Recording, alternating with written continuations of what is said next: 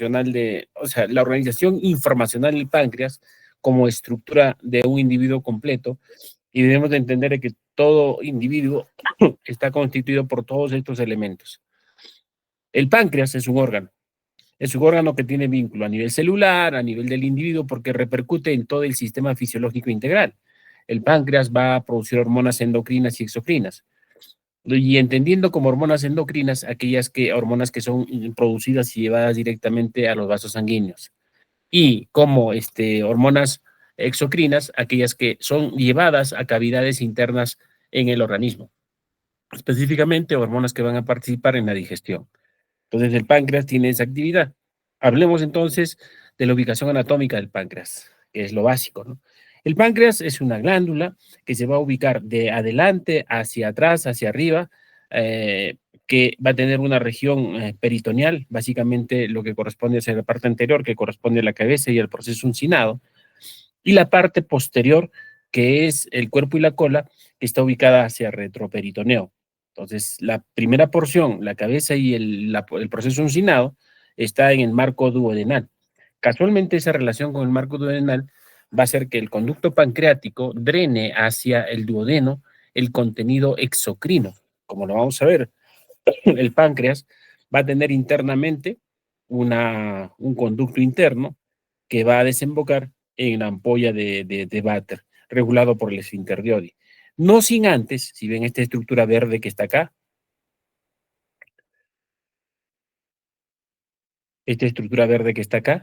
que es la unión con el conducto colédoco. El colédoco, como sabemos, es el conducto que se forma de la unión del conducto cístico y del hepático común. El cístico proviene de la unión el cístico, perdón, viene de la unión del conducto de la vesícula, y el hepático común del hepático derecho y del hepático izquierdo. Una relación estrecha en ubicación anatómica va a ser con el vaso, ¿no? Pero esta relación con los vasos grandes, aparte del vaso, con los vasos grandes, va a ser de que el páncreas tenga abundante irrigación vascular. Esa irrigación vascular tiene una distribución peculiar que la clase pasada ya les había comentado. Y esto es lo que vamos a ver a grosso modo. Miren los vasos que hay acá, las arterias trancato-duodenales anteriores, posteriores, que van a drenar hacia vasos grandes, como que van a salir de la aorta y van a drenar hacia vasos grandes, pero que va a jugar papel importante en esta porción exocrina. Ven este conducto verde que está acá, que no tiene relación casi estrecha con los vasos sanguíneos, entre comillas, pero esta otra, en donde estos gránulos amarillos que vemos acá, tienen estrecha relación con otros elementos que son medio celestes acá, que van a tener relación con los vasos sanguíneos, como indican las flechas. Esas porciones celestes van a ser denominadas como los islotes de Langerhans. Esos islotes de Langerhans, que los vemos acá como puntitos morados, van a ser las, las células que van a determinar la función perdón, endocrina del páncreas. En cambio, esta porción que está acá, que son glándulas acinares, que van a determinar la función exocrina del páncreas, que va a determinar su actividad. Esto es un gráfico de Nature, de una publicación antiquísima, tendrá 5 o 7 años más o menos, donde se ve las células acinares responsables de la producción de hormonas exocrinas.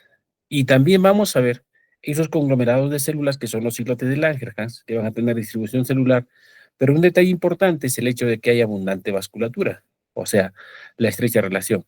Si esquemáticamente queremos ver cómo se distribuyen esas células, las vamos a ver acá. Esto es un islote de Langerhans. Internamente, hacia la parte interna, desde el punto de vista citoarquitectónico y fisiológico, va a tener las células beta. Las células beta van a ser responsables de la producción de la insulina. Pero un detalle importante, este círculo que está acá de rojo no es sino el espacio de irrigación vascular. En buena cuenta, la irrigación vascular va a empezar desde adentro hacia afuera. O sea, todo lo que pueda producirse en esta célula puede ejercer efecto sobre las otras células, por el efecto paracrino que habíamos hablado en la clase pasada. Pero al mismo tiempo, lo que produce esta célula puede ejercer efecto sobre esta otra célula, el efecto paracrino. Y también lo que produce esta célula puede ser efecto sobre esa misma célula, el efecto autocrino. En buena cuenta, en los islotes de Langerhans, las células tienen, a partir de las células centrales de las beta, efectos paracrinos, autocrinos y endocrinos. Entonces, periféricamente va a haber una distribución celular como estas células azules que va a ser el glucao, que va a ser responsable de la producción del glucao, estas otras células, producción de la somatostatina, y estas otras, producción del péptido pancreático, del péptido P pancreático. Se ha visto que en proporción hay una distribución porcentual de las células. A mayor cuantía en los islotes de Langerhans vamos a encontrar las células beta. Y en otra distribución menor van a estar las células alfa. Las células beta y las células alfa son importantísimas porque las beta van a producir insulina y las alfa van a producir glucagón. El glucagón va a ser una de las hormonas antiinsulínicas, entre comillas, porque a diferencia de la insulina, el glucagón va a hacer que a nivel vascular haya una concentración de glucosa. En cambio, la insulina lo que va a hacer es que esa glucosa vascular pase a las células para que a partir de eso se desarrolle todo el mecanismo bioquímico, mejor dicho. La, la insulina va a hacer que se aperturen canales de glucosa en la membrana celular y a través de ellas van a circular la glucosa. La glucosa va a pasar a la vía glicolítica, luego de la vía glicolítica pasa al ciclo de Krebs y posteriormente a la fosforilación oxidativa. Como consecuencia de ese proceso, las células van a obtener energía en forma de ATP, adenosintrifosfato. Entonces, ahí está la relación estrecha sistémica de la insulina con la glucosa. Entonces, si no hay glucosa, no se va a producir. Un segundito.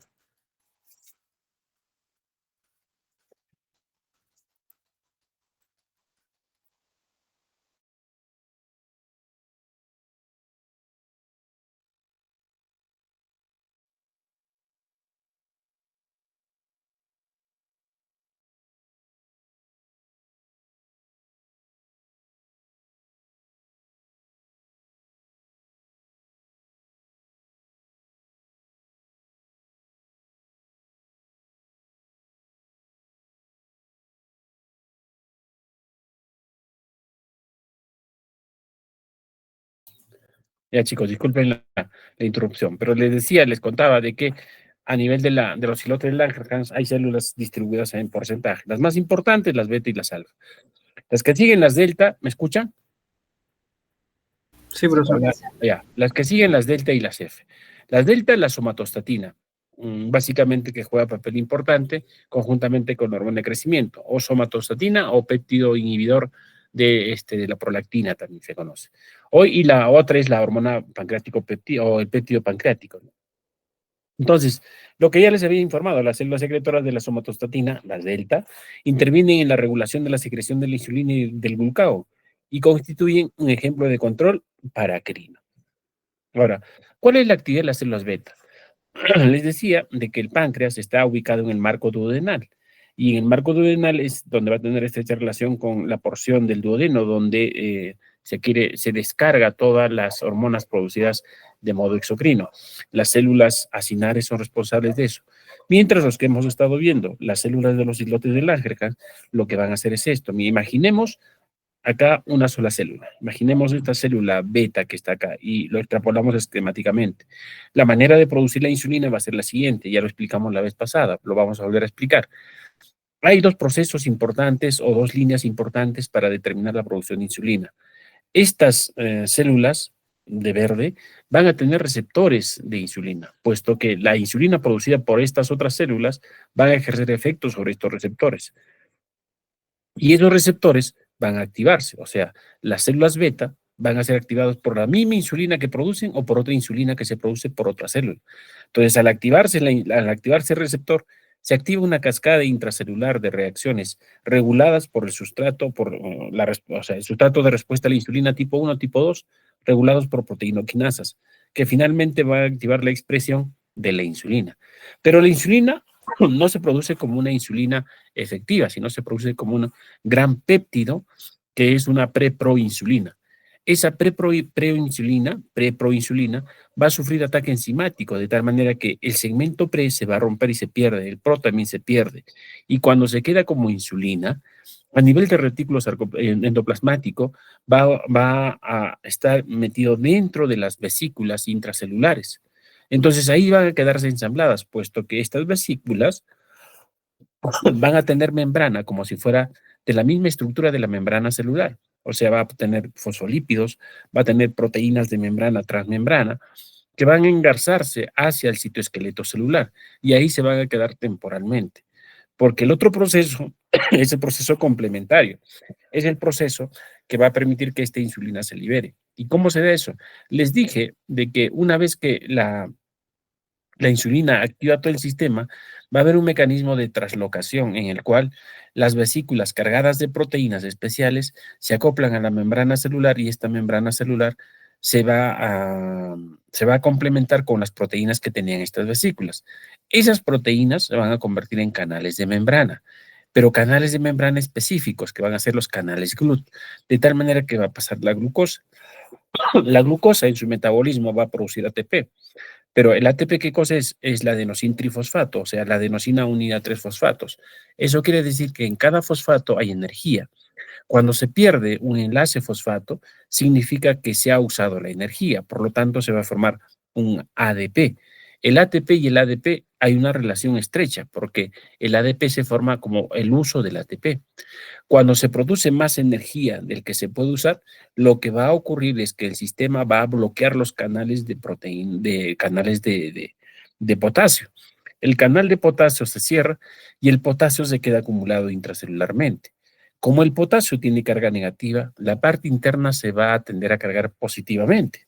Entonces, la parte negativa que está acá se convierte en positivo. Eso como fenómeno eléctrico en la membrana se conoce como despolarización de membrana, que esa despolarización lo que va a generar la apertura de canales de calcio voltaje dependientes, y el calcio va a ingresar. ¿Y por qué y para qué ingresa el calcio? El calcio lo que va a hacer es desnaturalizar temporalmente las proteínas de anclaje de estas vesículas, de tal manera que una vez desnaturalizadas, va a permitir que estas vesículas se desplacen hacia la membrana celular. Entonces, esto también es un artículo antiguo de una revista alemana, en donde por microscopía electrónica se toma esta fotografía, en donde se ve una célula beta con su núcleo, con sus organelas internas, pero además estas bolitas negras que están acá, que son las vesículas que almacenan la insulina. Entonces, si tomamos una vesícula, la vamos a ver esquemáticamente y se ha identificado de que hay como una especie de remolinos internos. Esos remolinos, si los vemos más al detalle, no son sino 6 cadenas unidas a través de un eje. O sea, 6 cadenas o 6 moléculas de insulina unidos en un eje. Pero esta molécula de insulina se ha formado a partir de esta preproinsulina, que por ataque enzimático lo que va a dar es la formación de 3 cadenas. 2 cadenas unidas y una cadena libre. A esta cadena libre se conoce como el péptido C. Y esta cadena libre es la que va a servir clínicamente para saber cuánto de insulina se produce, porque la proporción es 1 a 1. Como ve acá, se produce una molécula de insulina, pero se ha liberado una molécula de péptido C. En buena cuenta, la insulina y el péptido C son casi en relación 1 a 1. Si yo tengo 1000 moléculas de péptido C, debo extrapolar que hay 1000 moléculas de insulina que se producen. Y lo otro es que una vez producida la molécula de insulina, esta se va a unir en función a un eje y se van a unir 6 cadenas de insulina y se van a almacenar de ese modo. Otro detalle importante, chicos, es el hecho de que no solamente se almacena insulina, se almacenan moléculas como neurotransmisores como el GABA, moléculas como por ejemplo el ATP. Y miren la complejidad que tiene la membrana celular. Esa membrana celular, si nosotros nos quisiéramos poner a estudiar, nos podemos estudiar todo un ciclo solo sobre membrana celular y ver el mecanismo de las proteínas que hay ahí. Entonces, la liberación de la insulina, chicos, tiene un proceso importante. Esa liberación de la insulina, una vez que el calcio ha entrado y todo eso, o una vez que haya alta concentración de glucosa en sangre, se activan mecanismos de liberación de la insulina. La liberación de esta va a ser en dos fases, una primera fase y una segunda fase en meseta. Una primera fase que corresponde a la liberación de la insulina que previamente se ha formado y estaba almacenada. Y una segunda fase, dependiendo de la demanda, de la necesidad de insulina, va a ser aquella en la cual la insulina que se produce es liberada inmediatamente, por eso se forma como una meseta. Entonces, se hicieron investigaciones también, esto es una revista alemana, en donde hicieron comprobar cómo se da esa liberación. Se da con la regulación de la relación que hay entre células beta y con las otras células de los islotes de Langerhans. Por ejemplo, ellos hicieron una simulación de cultivos celulares con una sola célula beta y vieron cómo se producía la insulina. Y la insulina obedecía a esta gráfica, que es una secreción pulsátil cada 2 o 10 minutos. Cuando pusieron más células de beta en relación, encontraron que esta relación o este tiempo de pulsatilidad de liberación de la insulina de 2 a 10 minutos se reducía a un rango menor de 3 a 6 minutos. Y esto es lo que explicaba que cuando se hace la evaluación de la liberación de la insulina o cuando se mide el tiempo de liberación pulsátil de la insulina, se encontró que era de 3 a 6, obedeciendo a este comportamiento y por lo tanto obedeciendo a la regulación paracrina de la producción de insulina. ¿Qué tiene que quedar claro entonces, chicos? Tienen que llevarse como mensaje es que primero hay una liberación pulsátil de la insulina. Como habíamos dicho en la clase pasada, una condición importante para que una molécula mensajera sea llamada como hormona es que tenga liberación pulsátil. Esa liberación pulsátil se mide en tiempos y esa liberación pulsátil es regulada por fenómenos paracrinos intracelulares. ¿Cuál es la actividad de la insulina? 3 puntos importantes donde actúa la insulina. 1, el tejido graso. 2, el tejido muscular. 3, el tejido hepático. En tejido adiposo, en el tejido graso, ¿qué hace? Aumenta la síntesis de ácidos grasos, aumenta el depósito de grasa en forma de triglicéridos y aumenta, por lo tanto, la producción de enzimas como la actividad de la lipasa lipoproteínica. Ahora, a nivel del hígado, ¿qué hace? Hay mayor síntesis de lípidos y proteínas. Como hay exceso de glucosa, recuerden que metabólicamente, cuando no hay glucosa, las células apelan a rutas metabólicas alternas para producir ATP. Y esas rutas metabólicas alternas, una de ellas va a ser la gluconeogénesis, donde se va a producir energía con moléculas diferentes a los carbohidratos y por lo tanto diferentes a la glucosa. ¿Qué moléculas tenemos de ese tipo? Tenemos las proteínas y los ácidos grasos. Pero eso no es gratis. Cuando se metaboliza proteínas y ácidos grasos, se producen cuerpos cetónicos que van a generar la cetogénesis. Por lo tanto, si hay exceso de glucosa en la célula, no va a haber cetogénesis, no va a haber gluconeogénesis, pero sí va a haber una mayor síntesis de glucógeno. ¿Por qué? Porque la glucosa se almacena en forma de glucógeno a nivel hepático. Y si hay glucosa en exceso, cuando llegan a las células, ¿qué va a pasar? Va a haber mayor metabolismo de la glucosa, por lo tanto hay una mayor glucólisis. Ahora, a nivel del músculo, ¿qué va a hacer? El músculo necesita de glucosa para su actividad, por lo tanto, como hay glucosa en exceso, y la insulina lo va a meter a la célula, va a haber mayor ingreso de glucosa a los músculos. Y eso va a arrastrar el ingreso de potasio para la contracción muscular. Y como hay glucosa en exceso, esto se va a almacenar en forma de glucógeno. Por lo tanto, no se requiere apelar a rutas alternas. Hay menor proteólisis. Sin embargo, cuando hay menor proteólisis, hay mayor captación de aminoácidos. Y si hay aminoácidos, hay mayor producción de péptidos. Y si hay péptidos, hay mayor producción de proteínas. Entonces, la actividad de la insulina fundamentalmente tejido adiposo, músculos e hígado. Ahora, la insulina, ¿cómo regula esto? La insulina es regulada básicamente, la glucosa es regulada básicamente con la insulina. O sea, la homeostasis de la glucosa básicamente está regulado por la insulina. Pero para que la insulina se regule esto, hay condiciones fisiológicas de esta, mejor dicho. Hay condiciones que estimulan la producción de insulina y hay condiciones que inhiben la producción de insulina. Y hay una lucha de contrarios permanentemente. ¿Qué condiciones estimulan la insulina? O sea, la producción de la insulina. Hay dos condiciones. La primera son aquellos que inician la producción de la insulina. La segunda es que aquellas en las cuales se potencia la liberación de insulina. ¿Quiénes inician? La concentración de glucosa sanguínea. Por lo tanto, cuando uno se come por un chocolate, tu páncreas está empezando a funcionar para producir insulina. Cuando te comes, por ejemplo,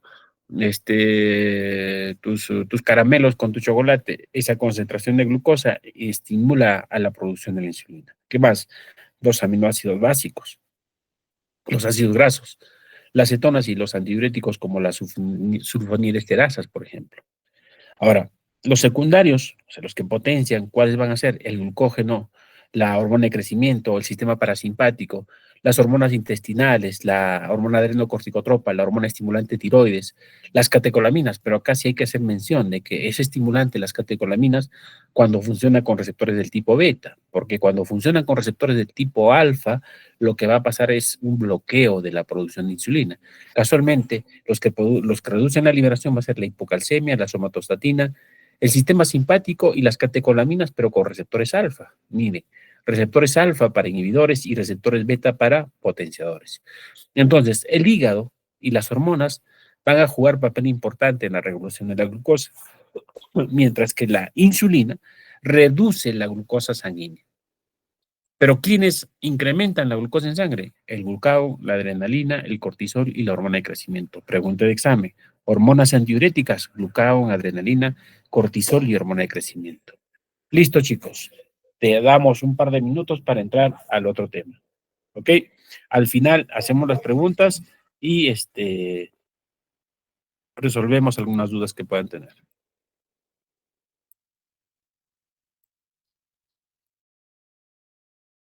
Ok, terminemos bien. Contenido temático, eje tiroideo, hormonas tiroideas, mecanismos de reproducción, estructura y actividad, alteraciones metabólicas, conclusiones y referencias bibliográficas. A manera de introducción, la anatomía siempre es clave, chicos. La ubicación de la tiroides, la glándula tiroides está hacia la región anterior del cuello, en relación con los músculos anteriores del cuello y que morfológicamente tienen una forma de H. Anatómicamente están en relación con la cervical, con la C6 y en estrecha relación con el esófago, ¿no?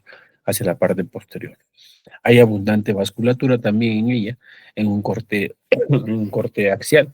Podemos ver hacia la parte anterior la glándula, acá está la tráquea, acá está el esófago en la parte posterior, y lateralmente dos vasos importantes, la carótida interna y la vena yugular.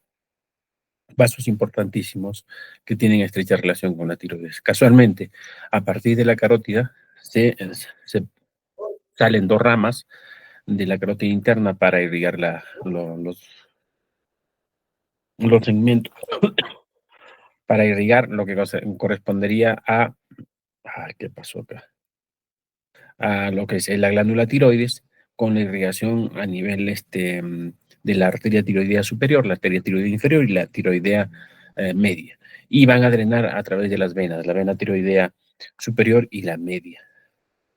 Entonces, el eje tiroideo está constituido, como les dije en la clase pasada, elementos de los ejes van a ser hipotálamo, hipófisis y glándula tiroides. La tiroides va a ser importante porque va a producir estas dos hormonas, T3 y T4, que van a jugar papel importante en la regulación del metabolismo celular y el metabolismo basal en todo el sistema de nuestro cuerpo. Entonces, para que eso se produzca, para que se libere adecuadamente T3 y T4 por la glándula tiroides, tiene que haber una relación con el hipotálamo. El hipotálamo va a tener células a nivel del núcleo paraventricular que van a ser reguladas por la temperatura, células, núcleos neuronales de la temperatura y núcleos del estado de energía en relación con el núcleo arcuato del hipotálamo y que van a producir hormonas que van a estimular la liberación de hormonas de la adenohipófisis y posteriormente al hipotálamo. A mencionar entonces, la hormona que se produce del hipotálamo a la hipófisis va a ser la hormona liberadora tirotrópica. Y esta hormona liberadora tirotrópica lo que va a hacer es estimular a las células tirótropas para la producción de la hormona estimulante tiroides. La tiroides va a ser una glándula especial porque va a tener células eh, que se van a formar en forma de, para la redundancia, de folículos, o sea, una cadena de células que van a ser como que van a formar un ambiente aislado para que en la parte interna una sustancia coloide tenga toda la maquinaria enzimática para producir T3 y T4, que lo vamos a ver más adelante. Ahora bien, entonces en el eje hipotálamo hipófisis tiroideo hay esto, el núcleo supraóptico y paraventricular responsables de la producción de hormona liberadora tirotrópica que estimula células tirótropas de la hipófisis y esta produce hormona estimulante tiroides que estimula a las células foliculares tiroideas que producen la T3 y T4, pero que los gradientes de concentración de las mismas producen regulación eh, inhibitoria a nivel de los núcleos superiores. Pero en cada uno de estos núcleos hay elementos que regulan su producción. Por ejemplo, a nivel supraóptico y paraventricular en el hipotálamo, hay las sustancias adrenérgicas y el frío van a estimular la producción de 3 y T4. Pero cuando hablamos de las catecolaminas con receptores B alfa, hay un bloqueo de esta producción. Cuando hablamos a nivel de las células de la adenohipófisis, el estradiol regula esta zona, puede incluso bloquearlos. El factor inhibidor de la liberación de somatotrofina también, y los glucocorticoides, entre otros. Entonces, hay mecanismos que regulan esa producción.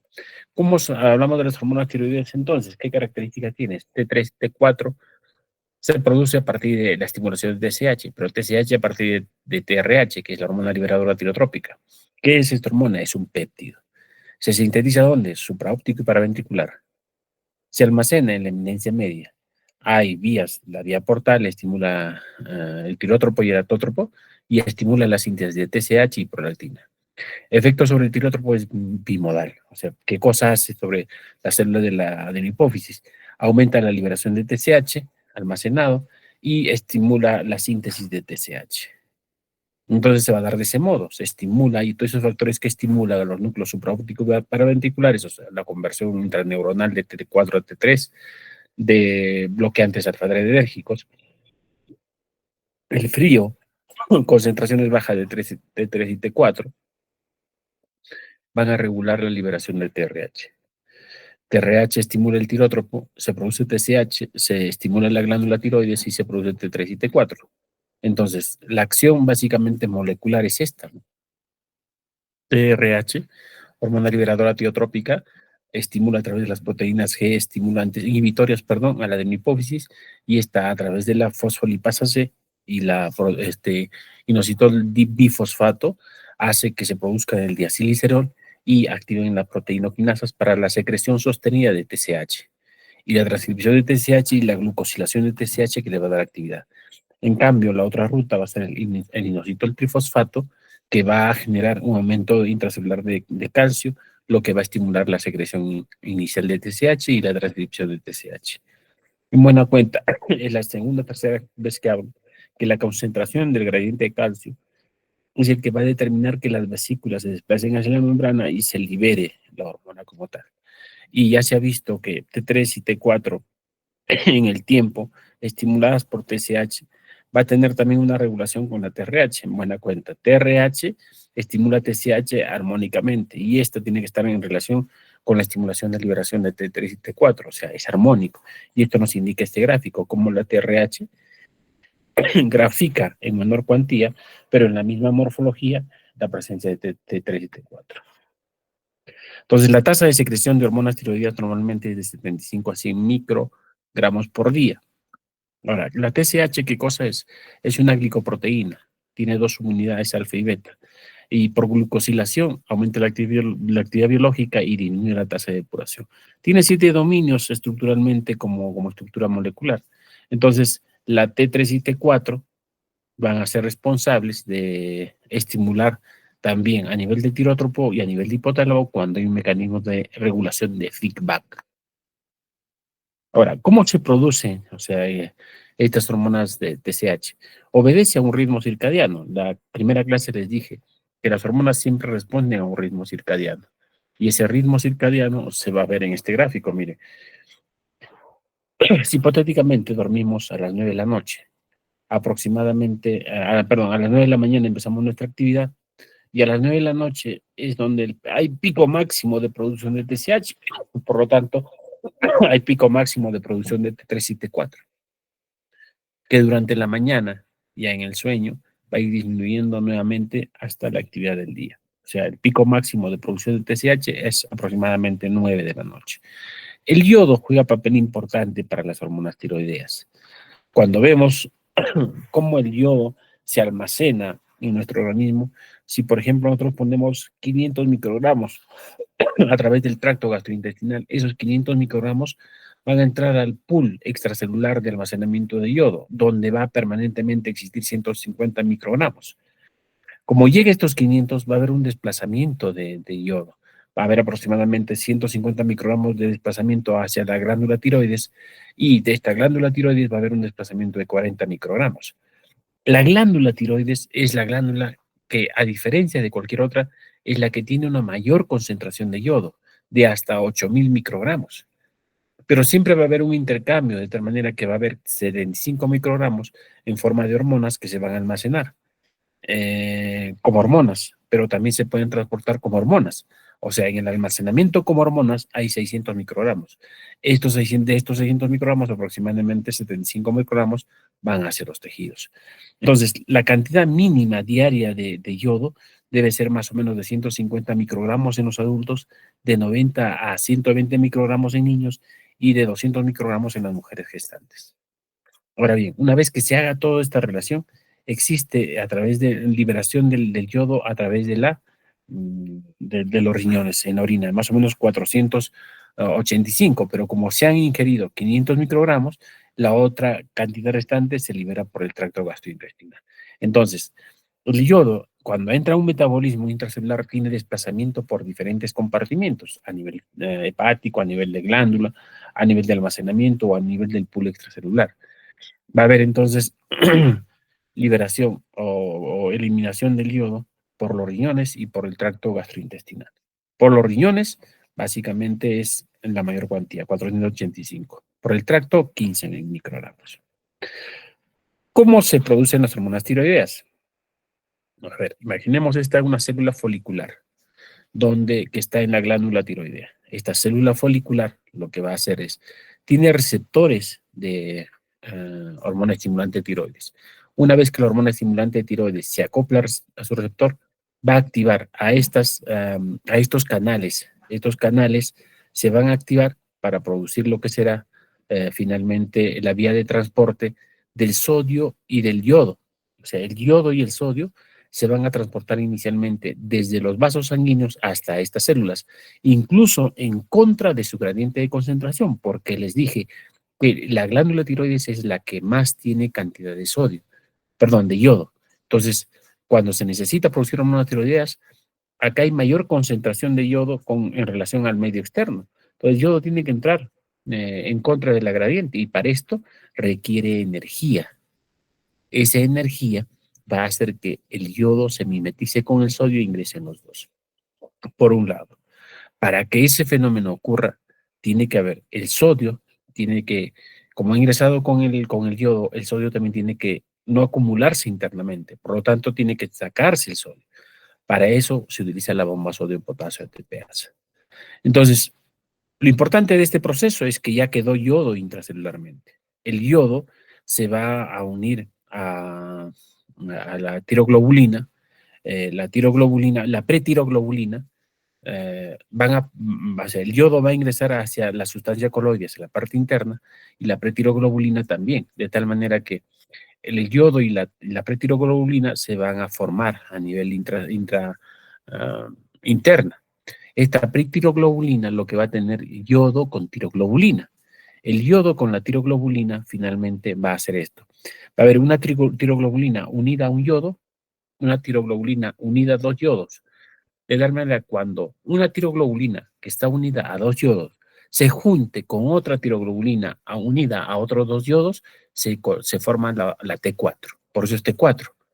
Pero cuando se forma una tiroglobulina con dos yodos y se une con una tiroglobulina que tiene un yodo, se forma una T3. Entonces, esas hormonas producidas en la tiroglobulina van a entrar nuevamente a la célula folicular y van a ser desplazadas hacia los vasos sanguíneos o simplemente una parte metabolizada intracelularmente. Entonces, la tiroglobulina iodada es internalizada al tirocito por pinocitosis y se somete a la degradación proteolítica en el lisosoma para liberar T3 y T4. Entonces, la iodación de la tiroglobulina requiere de enzimas, como por ejemplo el peróxido de hidrógeno, el que es producido por dos oxidasas, de manera dependiente de NPA, o sea, de NAD, ¿no? Y hay factores ya moleculares para todo esto. Entonces, de ese modo se producen las hormonas tiroideas. Y otro detalle es el hecho de que estas hormonas tiroideas a nivel sanguíneo se desplazan gracias a la presencia de transportadores. Tres son los transportadores de estas hormonas. Las globulina transportadora de tirosina, la albúmina y la prealbúmina. Y acá vemos la afinidad que tienen. La globulina transportadora de hormonas tiroideas se une básicamente a T3 y T4. En cambio, la albúmina es predominantemente a 3 y la prealbúmina es predominantemente a la T4. Entonces, hay predilección de alguna manera con estas moléculas transportadoras a nivel sanguíneo.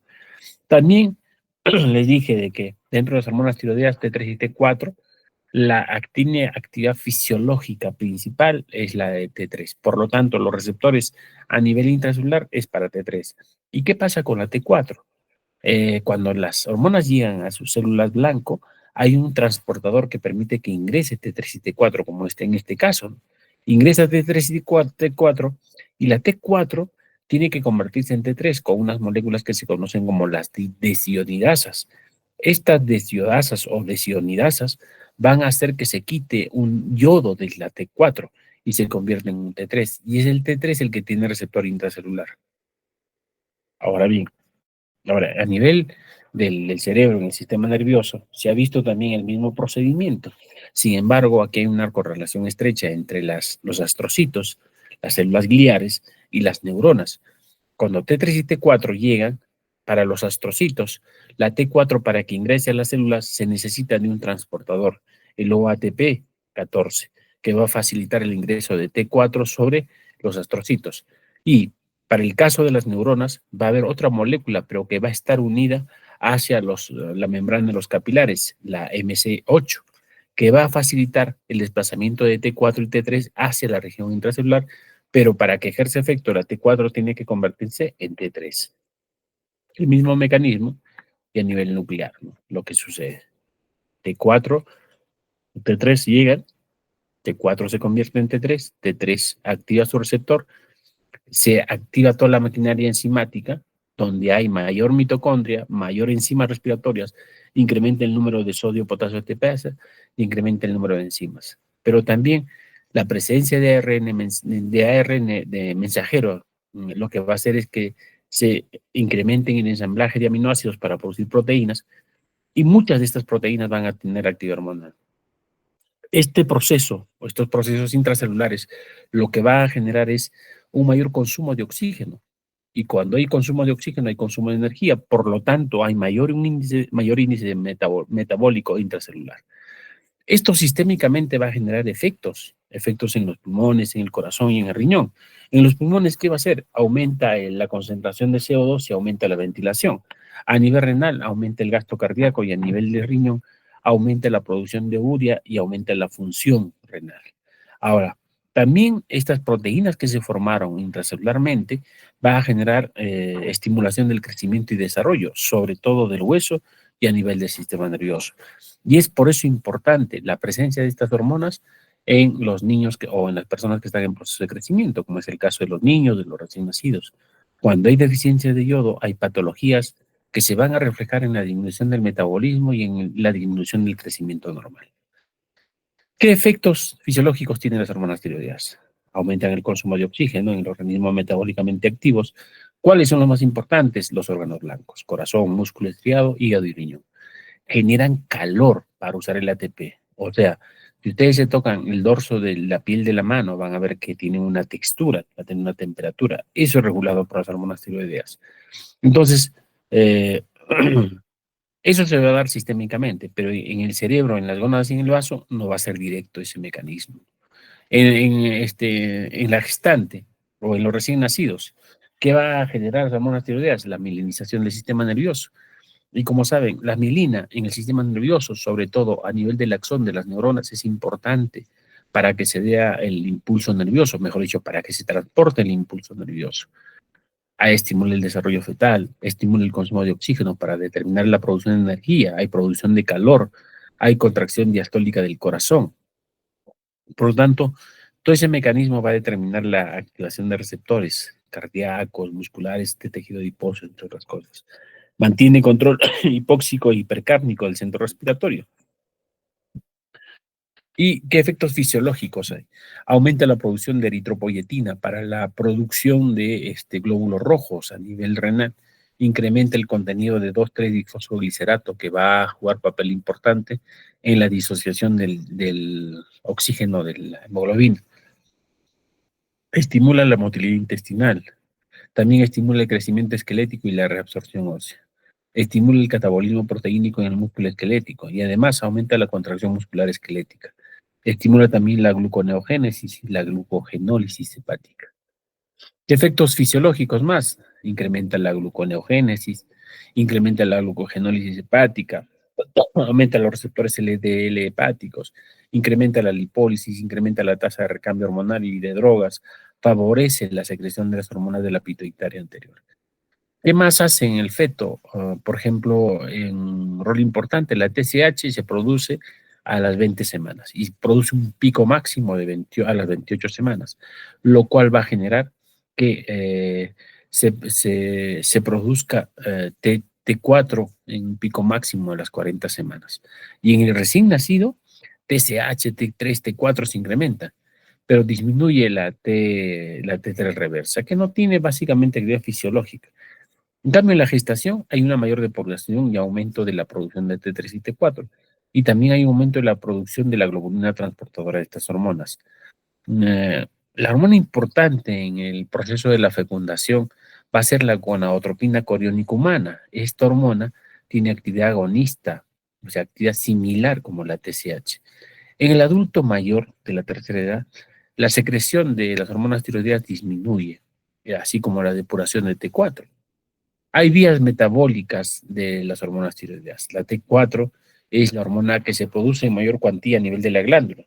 Sin embargo, periféricamente puede servir como una fuente de almacenamiento para la T3, porque finalmente es la T3 la que tiene actividad fisiológica, esta de acá.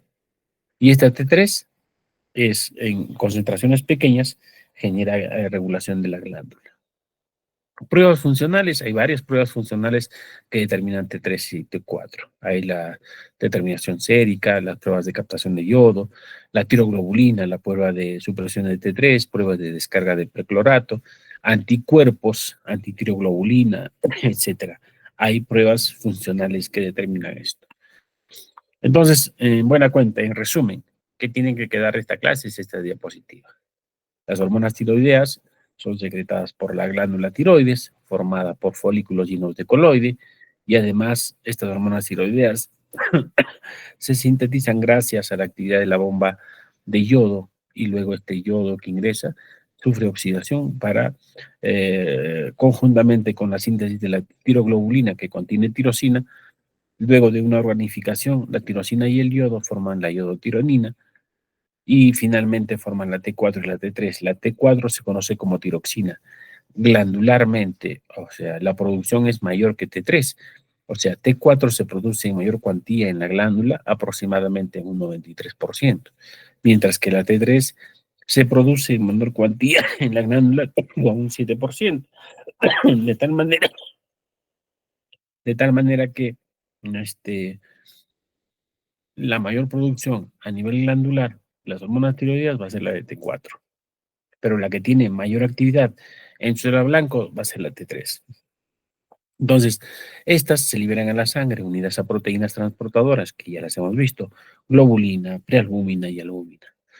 Ahora, para que se liberen las hormonas tiroideas, su regulación está dada por la TSH. La TSH se secreta en la hipófisis y esta está estimulada por la TRH hipotalámica. ¿Qué funciones tienen las hormonas tiroideas? Esta es la que tienen que quedar. Aumenta la transcripción, aumenta la actividad metabólica, promueve el crecimiento, estimula el metabolismo de los carbohidratos y los lípidos, aumenta la frecuencia respiratoria, aumenta la motilidad digestiva y regula la excitación del sistema nervioso. Ahora, ¿hay sustancias antitiroideas? Sí. ¿Fármacos antitiroideos? Sí. ¿Que ustedes van a conocer? Sí. La alta concentración de yoduro inorgánico, por ejemplo, el tiocianato, son fármacos antitiroideos, el propiltiuracilo, que va a ser una sustancia antidiurética. ¿Qué más? Ahora, el exceso de las hormonas tiroideas va a dar a un hipertiroidismo. El defecto va a dar a un hipotiroidismo. El hipotiroidismo más severo va a ser, ¿qué cosa? El cretinismo. Entonces, esas son las consecuencias. Esta diapositiva es clave. Acá está el tema resumido. Muy bien, chicos. Quedamos ahí. Entonces, estoy con la garganta que se me cierra. Creo que nos falta un tema. ¿El delegado está? Ya no falta nada, doctor. Ya hemos cumplido con todo el sílabo. Listo, chicos. Entonces, ¿cuándo es el examen? El próximo jueves. No, el próximo viernes, ya el examen final. Ya, o sea, la masacre va a ser el próximo viernes. Sí, Listo, chicos. ¿Preguntas, dudas?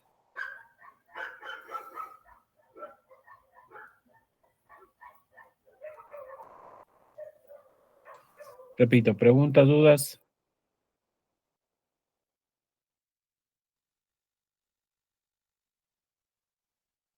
Listo, entonces quedamos.